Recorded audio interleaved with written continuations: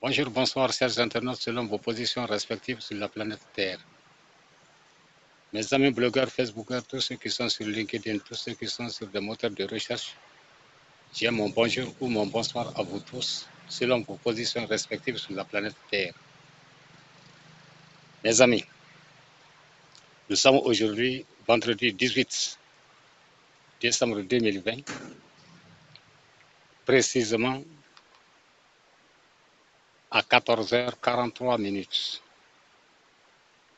Nous sommes devant une plante, une des merveilles de notre plateau, très efficace, très célèbre dans le pays du Grand Mandingue en matière de traitement des maladies et de toute opération mystique, magico-mystique. Cette plante est scientifiquement appelée Balanite aegyptiaca, famille des Zygophyllacées, appelée par les Malinké Nsegane. Mais au-delà de la plante, nous avons encore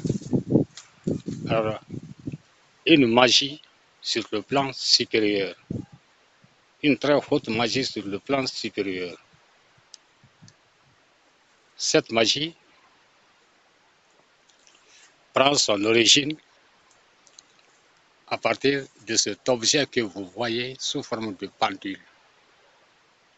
Cet objet n'est autre chose que des branchettes sèches d'arbres ou des brindilles, n'est-ce pas, d'herbes tissées dans une toile très forte par un insecte appelé le phasme, famille des phasmatodées, de la classe des insecta, appelé en bon malinké Silansaya. Les malinqués l'ont appelé Silansaya parce que, comme vous le savez très bien, lui, enfin, il a eu peur de la mort, il est venu se cacher dans ça pour ne pas mourir. Donc les malinqués disent Silansaya. Mes amis, il est question de truquer ça dans de l'étoffe noire et attachée par des fils noirs, mais accompagnée par une incantation africaine en bon malinké. Et cette incantation demande une traduction dans plusieurs langues, à partir du français, de l'anglais, de l'arabe, en espagnol, bref, alors, toute langue universellement parlée. Et c'est ce que je suis en train de faire. Je suis en train de faire la traduction de l'incantation dans des langues bien parlées. Parce que le traitement est accompagné par cette incantation.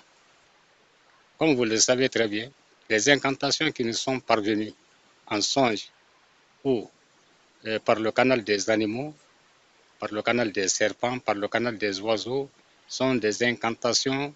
Ces incantations sont parlées dans des langues sourianiques, c'est-à-dire les premières langues de nos arrière-grands-parents.